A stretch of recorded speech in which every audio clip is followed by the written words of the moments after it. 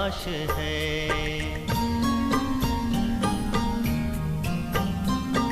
रूह को देखो रूप न देखो, रूप में ही अंधकार है। शिव को देखो शव न देखो, शिव ज्योतिर्मय प्रकाश है। जैसी नजर वैसे नजारे,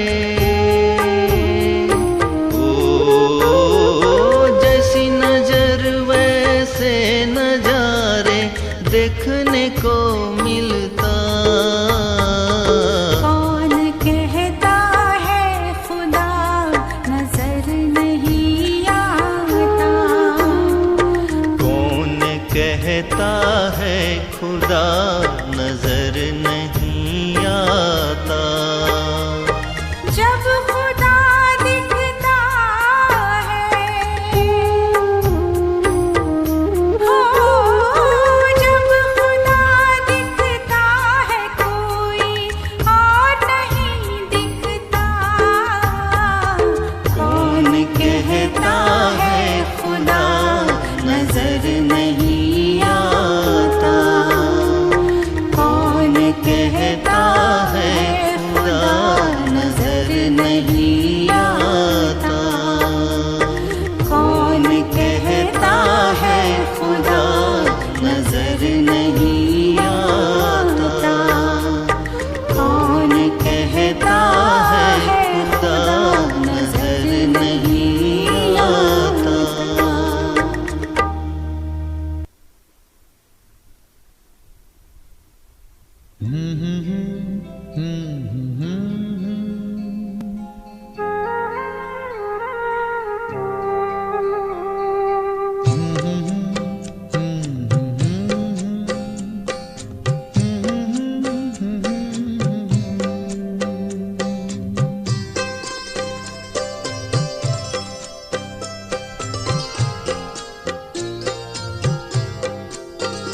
वैसे तो जिंदगी में करने को बहुत कुछ है।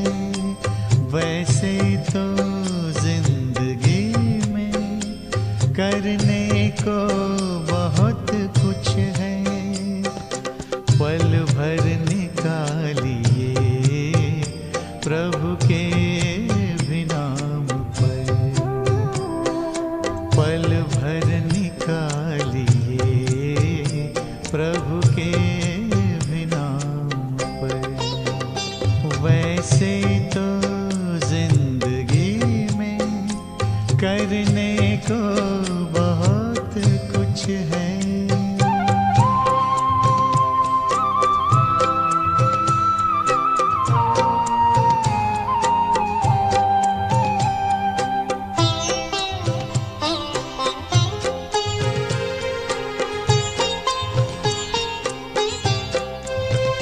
धड़कन का जब तलक है सीने में सिलसिला, धड़कन का जब तलक है सीने में सिलसिला, प्राणों का चल रहा है जब तक ये काफिला।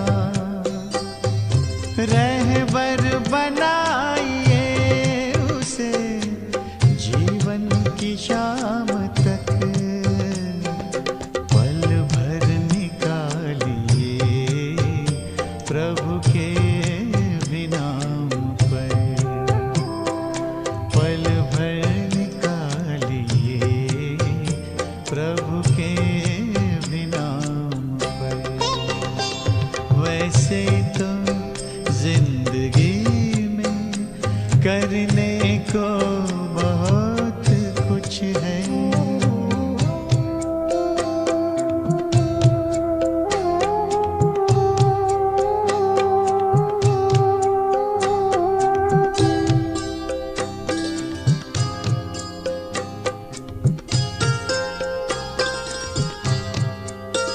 सिर पर सदा हमारे उसका ही हाथ हो, सिर पर सदा हमारे उसका ही हाथ हो, सुख दुख हो रात दिन हो, हर पल ही साथ हो।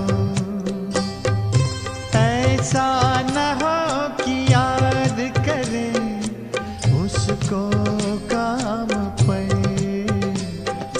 पल भर निकालिए प्रभु के भी नाम पर,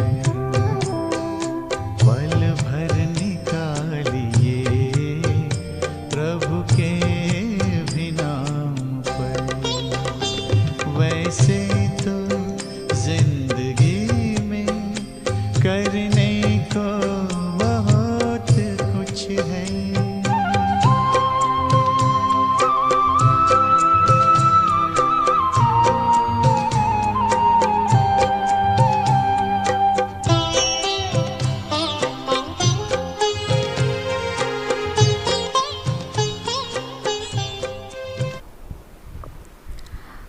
ओम शांति।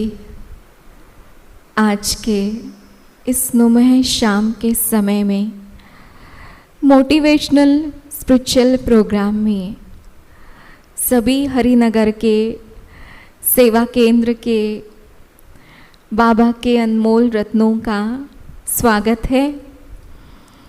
आदरणीय राजयोगिनी ब्रह्मा कुमारी शुक्ला दीदी के आदेशानुसार आज एक बहुत सुंदर विषय पर क्लास कराने जा रहे हैं ब्रह्मा कुमारी राजयोगिनी सुषमा दीदी।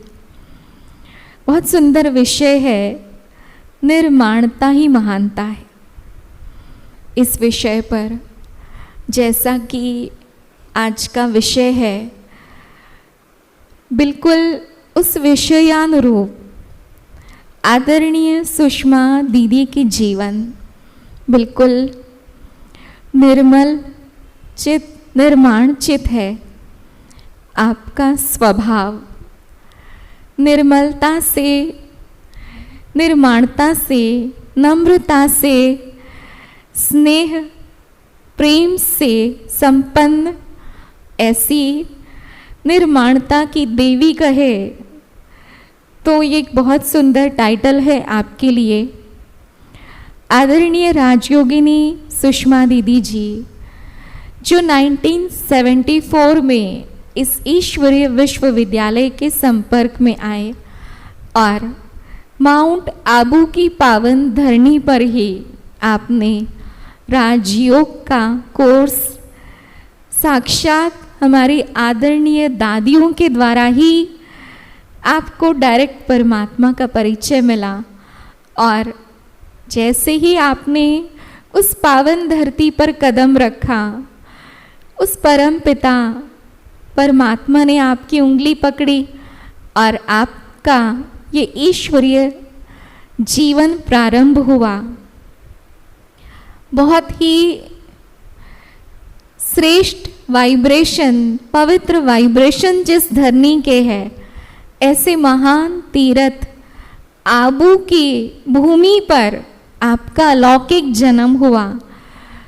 तो युवा काल से ही इस ईश्वरीय जीवन का प्रारंभ करके आपने ईश्वरीय ज्ञान और योग का नियमित रूप से अभ्यास करके अपने जीवन को 1984 में संपूर्ण रूप से समर्पित किया।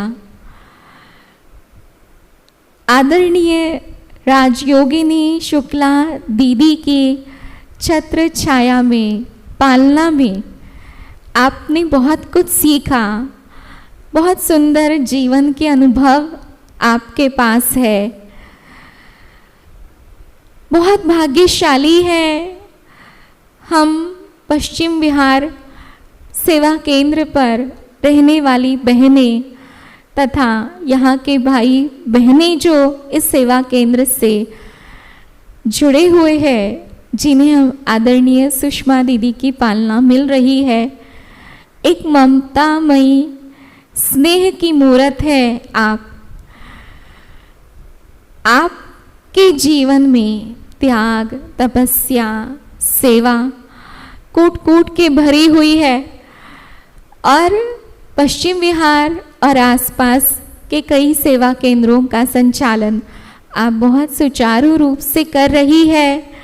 तो ऐसी आदरणीय राजयोगिनी सुषमा दीदी, जिनके लिए कहेंगे कि देखी है झलक आपकी हंसते हुए तारों की तरह, देखी है झलक आपकी हंसते हुए तारों की तरह, आप सा कोई फूल नहीं दुनिया की बहारों में।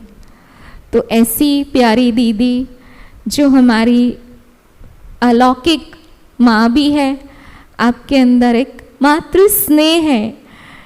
प्यारे बाबा की छत्र छाया में पलते हुए हम आदरणीय दीदी की भी छत्र छाया में पल रहे हैं।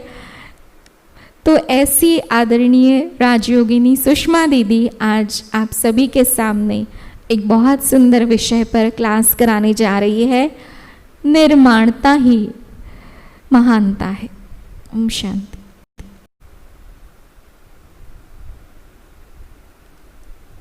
आज परम आदरणीय शुक्ला दीदी के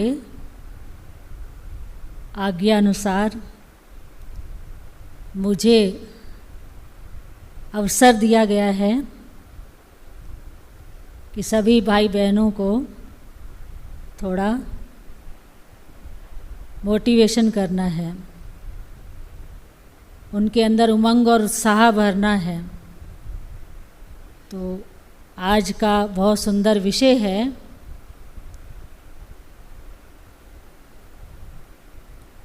निर्माणता ही महानता है। वैसे तो सभी सद्गुण से भरा हुआ जीवन सुशोभित जीवन होता है, क्योंकि सद्गुण ही हमारे जीवन का श्रृंगार है। और सद्गुण, सभी सद्गुण जो है वास्तव में आध्यात्मिक जीवन से ही, आध्यात्मिक ज्ञान से ही आते हैं। तो जितना जितना हम आध्यात्मिक जीवन बनाते हैं, अर्थात रोज़ हम आध्यात्मिक ज्ञान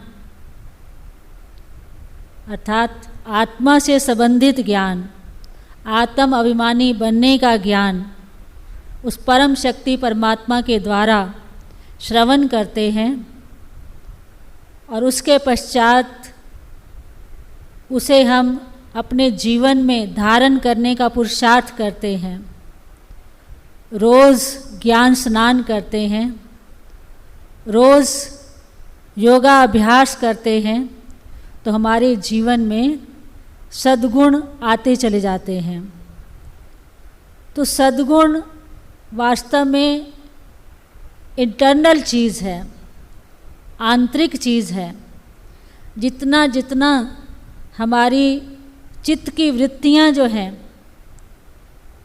शांत होती हैं, पवित्र होती हैं, निर्मल होती हैं, तो चित्त की वृत्तियों के द्वारा, शांत वृत्तियों के द्वारा, निर्मल वृत्तियों के द्वारा, स्वच्छ वृत्तियों के द्वारा हमारे जीवन में सद्गुण आते चले जाते हैं।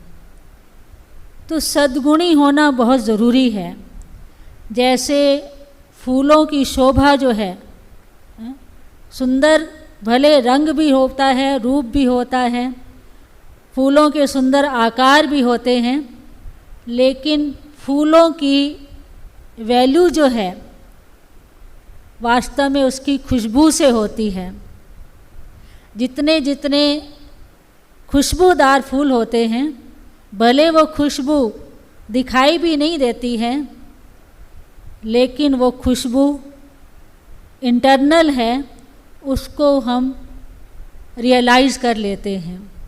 तो ठीक इसी तरह से जब हमारा ज्ञान का दिव्य चक्षु खुल जाता है, ज्ञान की प्रकाष्ठा हो जाती है, तो हमें गुणों का आभास होने लगता है।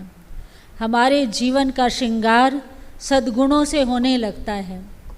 अर्थात आज तो हम निर्माणता रूपी गुण पर चर्चा करने जा रहे हैं, लेकिन इस निर्माणता के गुण के साथ साथ बहुत सारे गुण और भी जुड़े हुए हैं। निर्माणचित होने का अर्थ ही है, इसका वास्तविक स्वरूप यही है, निर्माणता माना नम्र चित्त, अर्थात झुक करके चलना। जितना जितना हमारे जीवन में निर्माणता होती है, हम झुक करके चलते हैं, उतना हमारा जीवन श्रेष्ठ बनता चला जाता है, महान बनता चला जाता है, सुखदायी जीवन बन जाता है। तो निर्माणचित व्यक्ति जो होता है वो सदा खुद भी सुखदायी होता है और दूसरों को भी सुख देता है। अर्थात मन से, वचन से और कर्म से वो सदा सुखदायी होता है। उसके मन में सदा ही सबके प्रति शुभ भावना, शुभ कामना, कल्याण की भावना रहती है। तो इसलिए वो हर एक को प्रिय लगता है। तो शुभ भावना, शुभ कामना, बेहद की भावना, निस्वार्थ भावना, विश्व कल्याण की भावना उसके हृदय में समाई हुई होती है। वो निस्वार्थ भावना से सेवा करते चले जाते हैं। आप देखेंगे जैसे नदी है, नदी कभी भी अपना नीर नहीं लेती है, अपना जल वो स्वयं के लिए उपयोग नहीं करती है। निस्वार्थ भाव से सारी मानव जाति के लिए, विश्व के लिए वो अपने जल को प्रदान करती है। तो नदी कितनी सुंदर है, जिसके अंदर इतनी निस्वार्थ भावना भरी हुई है। ठीक उसी तरह से पेड़ भी देखते हो, पेड़ कभी भी अपना फल खुद स्वीकार नहीं करते हैं। पेड़ की भी विशेषता यही होती है कि वो हमेशा ही फलों से जब भर जाते हैं, उसके ऊपर डालियाँ फलों से भर जाती हैं, तो वो सारी डालियाँ अपने आप ही झुकने लग जाती हैं। तो पेड़ भी अपने फलों का उपयोग खुद नहीं करते हैं, सारी समस्त मानव जाति के लिए उसका उपयोग किया जाता है। तो फल वो खुद नहीं स्वीकार करते हैं, सभी मनुष्य मात्र जो है वो फल स्वीकार करते हैं। और अंदर से जो है कितने सुंदर देखेंगे, फल भी कितनी प्रकार के होते हैं, बहुत सुंदर भी दिखाई देते हैं, लेकिन वो फल जो है उसकी सुंदरता भी अंदर छिपी हुई होती है। उसके गुणों की सुंदरता अर्थात मधुरता, फल बहुत रसीले भी होते हैं और मीठे भी होते हैं। तो उसका फल जो है मनुष्य मात्र जब उसको स्वीकार करते हैं तो उसका रसास्वादन करते हैं, उनको भी वो बहुत सुंदर जो है रस का अनुभव होता है। ठीक इसी तरह से जो है हमारे अंदर जो सद्गुण हैं, सद्गुण हमें सच्चे सुख की फीलिंग दिलाते हैं, खुशी की फीलिंग देते हैं और आनंद की फीलिंग देते हैं जब हम उसका स्वरूप बन जाते हैं। तो सद्गुण खाली वर्णन करने की चीज़ नहीं है, सद्गुण अपने जीवन में धारण करने की चीज़ है। जितना जितना हम धारणा मूर्त बनते जाते हैं, उतना उतना हम दूसरों के लिए उदाहरण मूर्त भी बन जाते हैं। वही व्यक्ति अच्छा लगता है जो नम्रचित होकर के चलता है। नम्रता, आज जितने भी महान व्यक्तित्व हुए हैं वो निर्माणता के कारण ही हुए हैं। आपने देखा होगा मदर टेरेसा का मिसाल भी देखा होगा। मदर टेरेसा जो है उनके जीवन में उन्होंने कितनी निर्माणता को दर्शाया। उनका जीवन मान शान से परे, निर्माण का अर्थ ही है कि जिसका जीवन मान से, निंदा स्तुति से, सुख दुख से सबसे परे हो, उनके अंदर किसी प्रकार का अभिमान नहीं होता है, गुणों का भी अभिमान नहीं होता है, बुद्धि का भी अभिमान नहीं होता है, किसी भी प्रकार का विशेषताओं का भी अभिमान नहीं होता है कि मेरी बहुत विशेष बुद्धि है, बड़ी प्लानिंग बुद्धि है, मेरे अंदर इतने सारे गुण समाये हुए हैं, विशेषताएं समाई हुई हैं। उनके अंदर किसी प्रकार का अभिमान नहीं होता है, अर्थात वो नम्रचित होते हैं। नम्रचित होने के कारण ही महान बनते हैं। ठीक उसी तरह से मदर टेरेसा ने अपना सारा जीवन मानव मात्र की सेवा में लगाया। आप देखते हो कि जो बेसहाय अपने आप को महसूस करते थे, दुनिया में बहुत सारे ऐसे लोग होते हैं जो अपने आप को गरीब समझते हैं या बेसहाय महसूस करते हैं, बेसहारा महसूस करते हैं, विकलांग होते हैं, या जिनका कोई संभाल करने वाला नहीं होता है, बुज़ुर्ग होते हैं, बुज़ुर्ग होने के बाद उनको कोई संभालने वाला ही नहीं होता है, या छोटे बच्चे होते हैं जिनके माता पिता बचपन से ही चले जाते हैं, उनको कोई संभालने वाला नहीं होता है। तो ऐसे ऐसों की उन्होंने अपनी सेवाएं प्रदान की, समाज को, क्या पूरे देश को और पूरे विश्व को सेवाएं दी। ऐसी सेवा करने वाली महान आत्मा, उनके अंदर भी तो निर्माणता का गुण ही था। तो निर्माणचित व्यक्ति जो होते हैं वो सदा ही आगे बढ़ते रहते हैं। उनके जीवन के, उनके जो भी कर्म होते हैं, उनके कर्म वास्तव में एक यादगार बन जाते हैं। भले वो जीवन में जैसे अपने विशेष कर्मों की, निस्वार्थ कर्मों की और एक शुभ भावना, शुभ कामना संपन्न कर्मों की एक यादगार बना करके जाते हैं, और वो यादगार जो है सदा काल के लिए, हमेशा हमेशा के लिए कायम रहती है। सभी उसको याद करते रहते हैं। हमारी आदरणीय दादी प्रकाश मणि जी, जिनके जीवन में, जिन लास्ट में उन्होंने हमें यही शिक्षाएं भी दी, और उनका जीवन सचमुच में बहुत एक निरअहंकारिता से भरा हुआ था। तो निर्माण चित्त का मतलब ही है निरअहंकारिता, अर्थात जिसके जीवन में निरअहंकारिता है, किसी प्रकार का कोई अहंकार नहीं है। तो ऐसी महान विभूति आदरणीय दादी जी को सभी कहते थे, भाई बहनें भी कहते थे, दादी आप तो विश्व की दादी बन गई हो। आप विश्व की दादी कैसे बन गई हो? आपको नींद आ जाती है क्या? ऐसा है, नींद आ जाती है रात को? दादी कहा करती थी, निर्माण भाव से कहा करती थी कि मेरे को दादी तो आपने ही बनाया, और किसने बनाया? जब आपने ही बनाया तो मैं तो आपके लिए हूँ। मेरा जीवन बाबा की सेवा के लिए है, मेरा जीवन मानव मात्र की सेवा के लिए है, मेरा जीवन समाज के लिए है। तो कितनी सुंदर जीवन जो है उन्होंने अपनी खुद की भी बनाई, और लाखों आत्माओं का इतना सुंदर जीवन बनाया, जिससे लाखों आत्माओं की उन्होंने अपने पास दुआएं जमा की, दुआओं का खजाना जमा किया। तो परमात्मा पिता तो हम बच्चों को अद्भुत खजाने देते हैं, लेकिन वो इतने विशाल खजाने हैं जो गिनती भी नहीं कर सकते हैं। उन खजानों को सिर्फ हमने अपने प्रति यूज़ नहीं करना है। दादी जी ने हमें ये भी सिखाया कि जो भी आपके पास गुण और विशेषताएं हैं, वो उसका कभी अभिमान नहीं आना चाहिए। अभिमान आएगा तो अपमान की फीलिंग भी आएगी, और अपमान की फीलिंग आएगी तो अहम और वहम भी जागृत होगा। तो दादी जी ने हमें सिखाया कि कभी भी अपनी विशेषताओं का, अपनी गुणों का, अपनी बुद्धि का अभिमान नहीं होना चाहिए। तो इसीलिए निर्माणचित हो करके दादी ने हमें शिक्षा दी। एक तो निर्माणचित होना बहुत बहुत ज़रूरी है, अर्थात चित्त की निर्माणता हो। दूसरा, निर्मल वाणी। हमारी वाणी बहुत निर्मल होनी चाहिए, मधुर होनी चाहिए, बहुत प्रिय होनी चाहिए, अर्थात अमृत वचन के समान होनी चाहिए, जो हमें खुद को भी प्रिय लगे और दूसरों को भी प्रिय लगे। अर्थात शुभ बोल बोलें, पवित्र बोल बोलें, अर्थात महावाक्य जिसको कहा जाता है, महान बनाने की प्रेरणा देने वाले वाक्य बोलें, जिससे दूसरों को भी प्रेरणा मिले, दूसरों का जीवन भी श्रेष्ठ बने और अपना जीवन भी श्रेष्ठ बने। तो इस तरह हमें अपने मुख से कभी भी कटु वचन नहीं कहने हैं, क्योंकि कटु वचन ना हमें प्रिय लगते हैं ना दूसरों को प्रिय लगते हैं।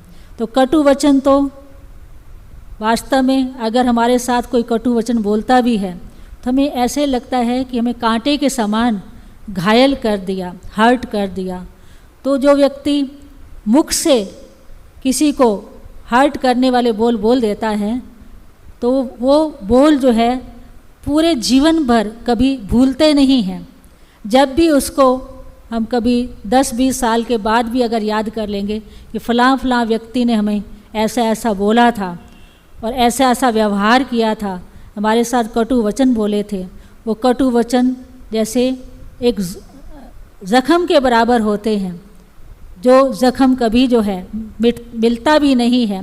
कहते हैं तलवार का घाव तो फिर भी भर जाता है, लेकिन मुख से जो बोले हुए बोल हैं, जो वचन हैं, वो कभी भी भूलते नहीं हैं। तो इसलिए जो कुछ बोले हम सोच समझ करके बोलें, प्यार से बोलें, मीठा बोलें, मधुर बोलें, अर्थात जैसा व्यवहार हम खुद अपने लिए चाहते हैं वैसा ही व्यवहार हम दूसरों के साथ भी करें। तो ऐसा सुंदर जीवन हमारा बने, अर्थात सद्गुणों से संपन्न जीवन, अर्थात निर्माणता का मतलब है निरअहंकारिता। तो एक तो निरअहंकारिता है, दूसरा निर्माणता का मतलब है रचनात्मकता, अर्थात हमारे जीवन में रचनात्मकता भी आ सकती है। हम अपने जैसे शिव पिता परमात्मा इस धरती पर आए सृष्टि का नव निर्माण करने के लिए, क्योंकि सृष्टि तो अनादि है, सदा काल से चली आ रही है, लेकिन ये सृष्टि सदा काल से चल रही है और चलती रही है, रहेगी। लेकिन इस सृष्टि का विश्व रचयिता बीज रूप स्वयं परम पिता परमात्मा, जिन्हें हम शिव स्वयंभू कहते हैं, तो शिव पिता परमात्मा इस धरा पर आकर के इस सृष्टि का परिवर्तन करते हैं। अर्थात ये पतित पुरानी जो सृष्टि है, जो कांटों का जंगल बन चुकी है, जिसमें दुख अशांति भरी हुई है, दुख अशांति से त्रसित है मनुष्य आत्माएं, तो ऐसी दुनिया का परिवर्तन जो है परमात्मा स्वयं इस धरा पर आ कर के कांटों के जंगल को फूलों का बगीचा बना देते हैं और ये दुखमय संसार को सुखमय संसार में बदल देते हैं।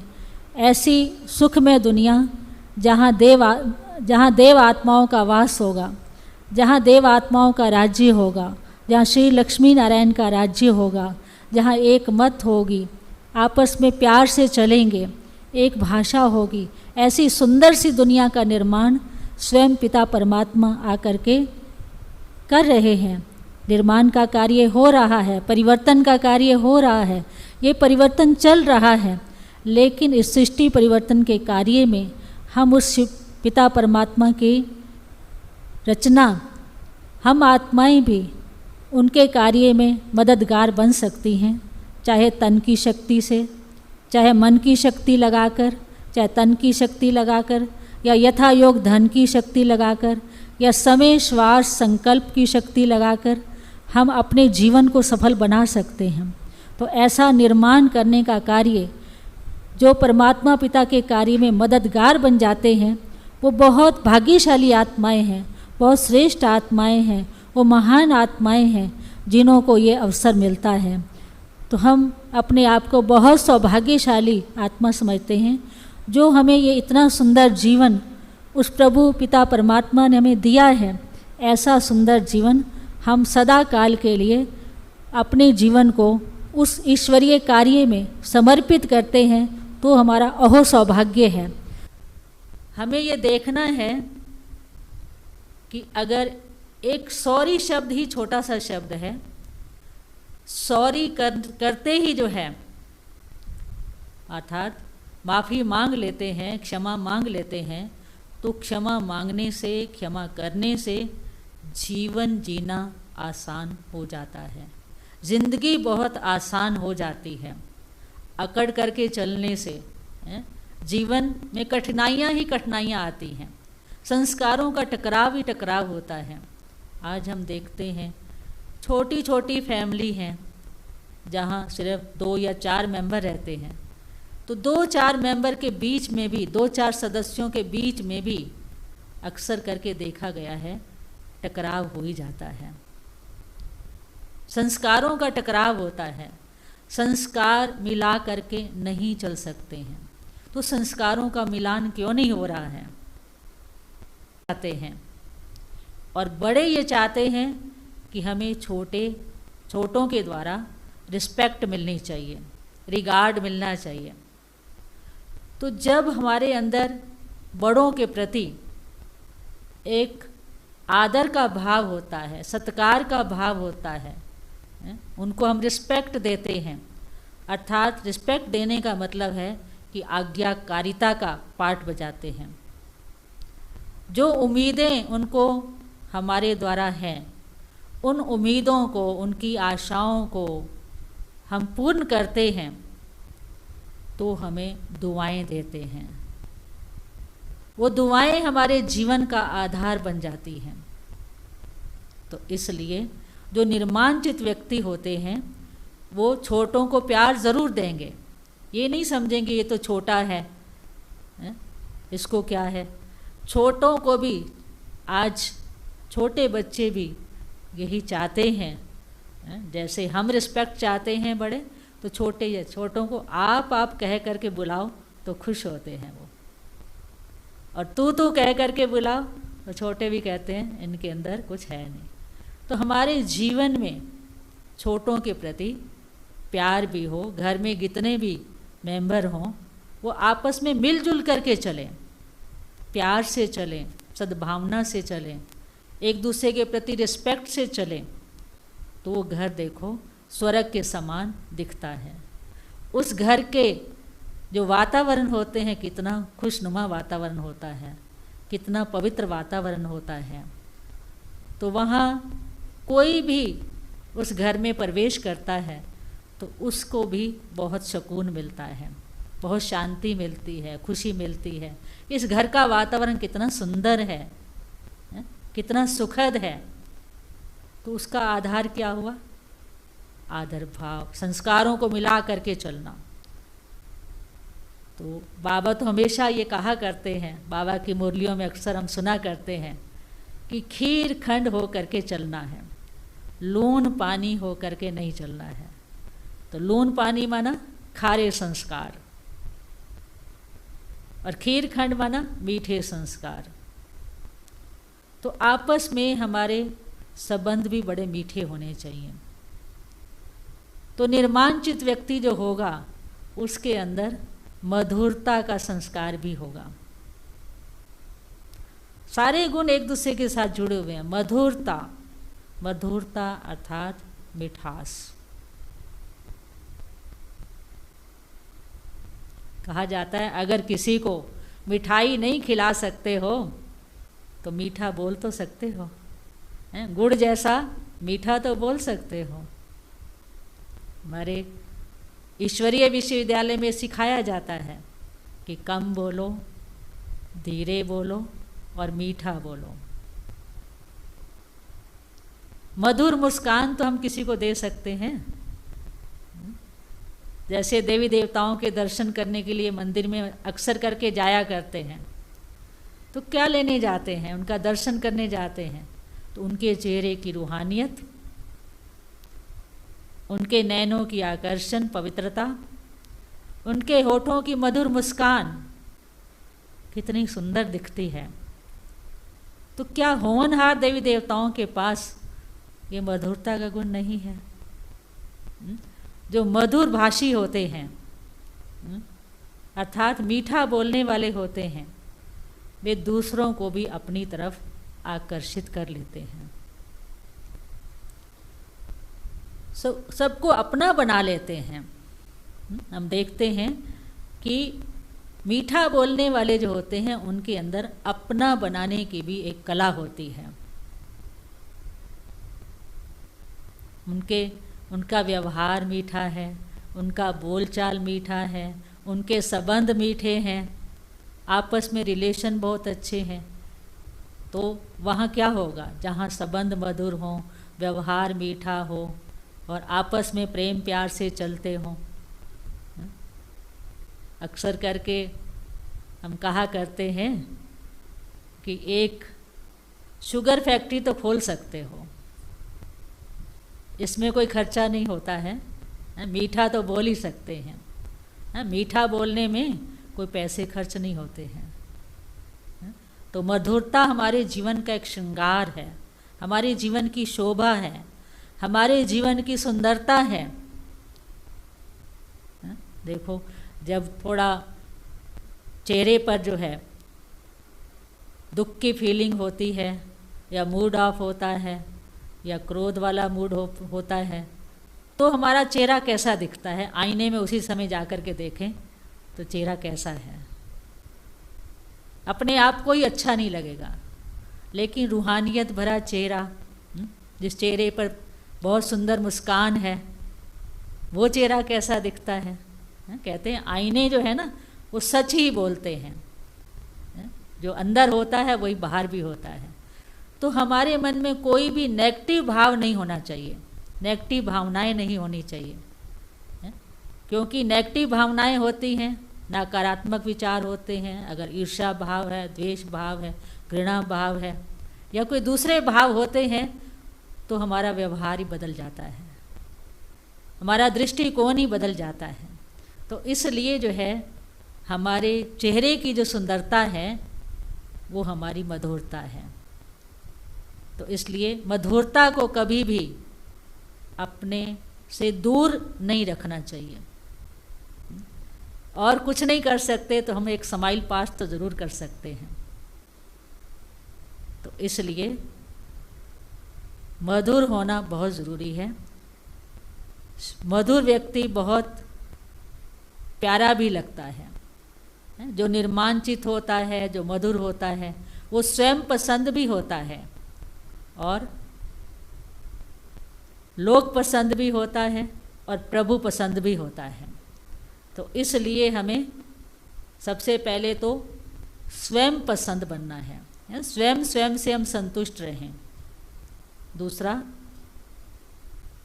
जो स्वयं पसंद होते हैं वो ही प्रभु पसंद भी बन सकते हैं।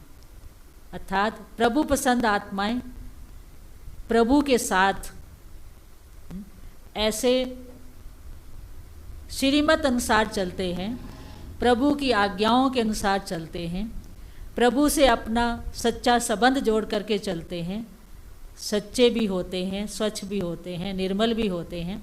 ऐसे स्वच्छ हृदय वाले प्रभु के अति समीप होते हैं। तो निर्मांचित व्यक्ति जो होंगे बड़े स्वच्छ हृदय वाले होंगे, उनका अंतःकरण जो है बड़ा पवित्र होगा, हृदय बहुत निर्मल होगा। हमारे दादी जी तो अक्सर कहा करते थे, दादी जी की शिक्षाएं, आदरणीय दादी प्रकाश मणि जी ने हमें 3 शिक्षाएं दी, और वो 3 शिक्षाएं थी। पहला निर्मल वाणी, दूसरा निर्मांचित, तीसरा निमित्त भाव। जो निर्मांचित होगा उसकी वाणी तो बहुत निर्मल ही होगी। निर्मल अर्थात दिल को छू जाने वाली प्यार की वाणी, मधुर वाणी। तो हमें इस चीज़ का भी अपने अंदर ध्यान रखना है कि मैं कहाँ तक मेरी वाणी में निर्मलता आई है, पवित्रता आई है। हमारे भावों में, हमारे भाव तभी प्रकट होते हैं हमारी वाणी के द्वारा। जो अंदर के भाव होते हैं वो वाणी से ही प्रकट होते हैं। तो इसलिए वाणी हमारी बहुत पवित्र हो। कहा जाता है, वाणी के लिए कहा जाता है कि जो महान आत्माएं होती हैं वो जो भी वचन बोलती हैं उनको अमृत वचन कहा जाता है, महावाक्य कहा जाता है, और वो दूसरों को प्रेरणा देने वाले महावाक्य होते हैं। अर्थात महान बनाने वाले महावाक्य बोलते हैं। और अगर किसी को कर्कश ध्वनि से बोलते हैं, बहुत अप्रिय लगते हैं, कहते हैं ना, किसी के मुख के लिए कहते हैं इनको, इनके मुख से तो फूल झरते हैं, और किसी के लिए कहते हैं ये तो कांटे के समान चुभने वाले बोल बोलते हैं। कहा जाता है कि तलवार का घाव जो है फिर भी भर जाता है, लेकिन वाणी का घाव कभी भी नहीं भरता है। तो इसलिए हमें अपनी वाणी की तरफ बहुत अटेंशन देना चाहिए कि हमारी वाणी, हमारे मुख से निकले हुए बोल किस प्रकार के हैं। किसी को प्रेरणा देने वाले बोल हैं, मधुर बोल हैं, सुखदायी बोल हैं, राइटियस बोल हैं, ये सब चेक करना है। तो जो निर्माणचित व्यक्ति होगा उसकी वाणी भी बहुत निर्मल होगी। उसके साथ साथ हमेशा जो भी कार्य करेगा वो निमित्त भाव से करेगा और निर्मल संस्कार होंगे। निर्मल वाणी, निमित्त भाव और निर्माणचित। तो ये तीनों ही शिक्षाएं हमारे आदरणीय दादी जी ने हमें दी। इसलिए हमारे दादी जी कितनी महान विभूति सारे संसार में बन गई। आज भी उनको सभी हम नमन करते हैं, वंदन करते हैं, क्योंकि वो कोटों में से कोई, कोई में से भी कोई ऐसी महान विभूति रही जिन्होंने अनेक आत्माओं के, लाखों आत्माओं के जीवन को संवारा, लाखों आत्माओं के जीवन को बनाया, जिनका जो मार्गदर्शन किया। तो ऐसी हमारी परम आदरणीय दादी जी रही, इसलिए तो महान बन गई। तो मैं यही कहना चाहूँगी कि जैसे एक बार, छोटी सी स्टोरी है, एक महात्मन थे। महात्मन रोज़ अपनी कुटिया से निकल करके नदी किनारे स्नान करने जाया करते थे और फिर स्नान करके वापस अपनी कुटिया पर आते थे। तो एक दिन ऐसा हुआ कि जब वो स्नान करके, नदी से स्नान करके वापस लौट रहे थे, तो एक दुष्ट पुरुष रास्ते में खड़ा हुआ था। वो दुष्ट पुरुष अपना दुष्टता का कार्य करता था, क्योंकि जब महात्मन स्नान करके आ रहे थे तो वो दुष्ट पुरुष जो है उनके ऊपर थूक देता था। फिर महात्मन को अंदर से कुछ महसूस होता था कि ये तो अब शरीर ठीक नहीं है, तो फिर स्नान करने के लिए वापस नदी पर चले जाते थे। तो एक दिन उन्होंने 10 बार जो है स्नान किया, नदी पर चले जाते थे बार बार। जब वो थूक देता था वो स्नान करने चले जाते थे। तो जब 10वीं बार जो है वो स्नान करके वापस लौट रहे थे, तो दुष्ट पुरुष जो है उसको रियलाइजेशन हो गया कि जो मैं ये कार्य कर रहा हूँ, मैं महात्मन जी को दुख दे रहा हूँ। तो उनके आगे वो, उसको रियलाइजेशन होते ही उनके आगे वो नतमस्तक हो गया। अर्थात उसको अपनी कमी कमज़ोरी का रियलाइजेशन हो गया कि महात्मन देखो कैसे स्वभाव के हैं, उन्होंने एक बार भी रिएक्ट नहीं किया है। इतना कुछ करने के बावजूद भी, वो तो हमेशा थूक देता था ना उनके ऊपर, इतना कुछ करने के बाद भी उन्होंने कभी रिएक्ट नहीं किया। तो ये उनकी महानता नहीं है तो क्या है। इस संसार के अंदर बहुत कुछ है जो अपने जीवन को महान बनाना चाहते हैं, तो उनके आगे बहुत सारी परेशानियां आती हैं, बहुत कष्ट देने वाले व्यक्ति भी होते हैं, लेकिन फिर भी वो अपने गुणों की महानता से आगे बढ़ते ही जाते हैं, बढ़ते ही जाते हैं, और वो एक न एक दिन अपने जीवन में बहुत सफल हो जाते हैं। उनका जीवन सफल होता है, योगी जीवन बन जाता है, तपस्वी जीवन बन जाता है, और वो समाज को तो क्या, देश को भी और पूरे विश्व को बहुत कुछ दे करके चले जाते हैं। तो ये है निर्माणता की महानता। तो इसलिए हमें अपने जीवन को गुणों से सजाना है। सच्चा सद्गुणी जीवन जो होता है वो सुंदर तभी दिखता है जब उसके जीवन में सद्गुण होते हैं। और सद्गुण भी जीवन में तभी आ सकते हैं जब जीवन आध्यात्मिक होता है। अगर आध्यात्मिक जीवन नहीं तो सद्गुण भी नहीं आ सकते। तो आध्यात्मिकता हमारे जीवन का आधार है और दिव्य गुण जो है हमारे जीवन का श्रृंगार है, हमारे जीवन की शोभा है, हमारे जीवन की खुशबू है। तो इसलिए जीवन को दिव्य बनाने के लिए हमें आध्यात्मिक होना बहुत ज़रूरी है। तो ये सारे ही गुण देखा जाए तो चाहे एक निर्माणता का गुण ही नहीं है, निर्माणता के साथ साथ निरहंकारिता, निर्माणता के साथ निरहंकारिता जुड़ी हुई है। निरहंकारिता है अर्थात निर्विकारिता भी है, पवित्रता भी होगी जीवन में। जो निरहंकारी होता है पवित्र भी होता है। पवित्रता के साथ साथ जैसे अभी बताया सरलता का गुण भी होता है, उनके अंदर सहनशीलता का गुण भी होता है, उनके अंदर संतुष्टता का गुण भी होता है, सत्यता का गुण भी होता है। तो सारे सद्गुण जो हैं, सारी वैल्यूज़ एक दूसरे के साथ जुड़ी हुई होती हैं। तो अगर हम अपने जीवन को महान बनाना चाहते हैं तो हमें अपने जीवन को आध्यात्मिक बनाना पड़ेगा और आध्यात्मिक जीवन गुणों की खान बन जाता है। तो इसलिए गुणों की खान अर्थात जीवन महान। तो मैं इतना कहूँगी लास्ट में कि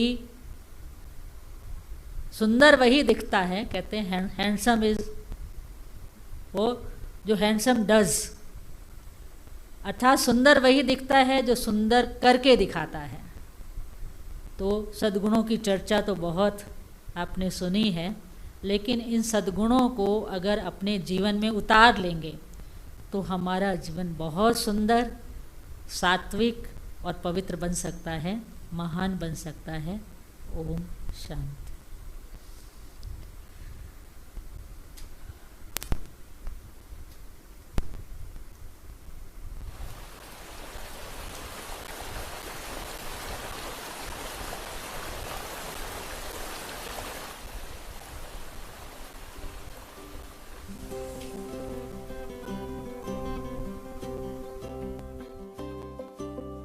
झरनों से संगीत है झरता, झरनों से संगीत है झरता। पत्थर के टकराने से तूफान भी तोहफा बन जाता। तुमको मीत बनाने से प्रभु, तुमको मीत बनाने से। झरनों से संगीत है झरता, पत्थर के टकराने से तूफान भी तोहफा बन जाता। तुमको मीत बनाने से प्रभु, तुमको मीत बनाने से।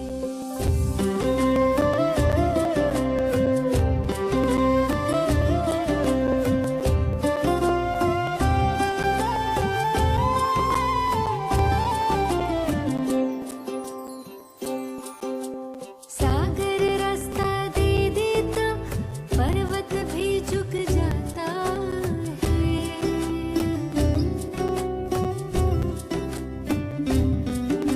सागर रास्ता दे देता, पर्वत भी झुक जाता है। नामुमकिन मुमकिन हो जाता, वक्त भी रुक जाता है।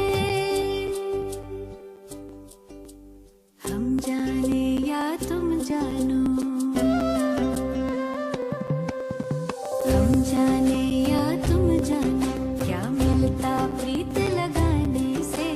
तूफान भी तोहफा बन जाता, तुमको मीत बनाने से, प्रभु को मीत बनाने से।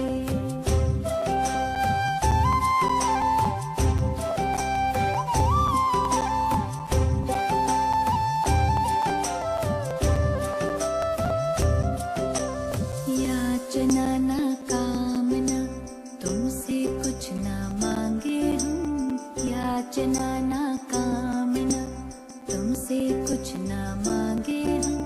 योग करें हम, योग्य बने, प्रभु काम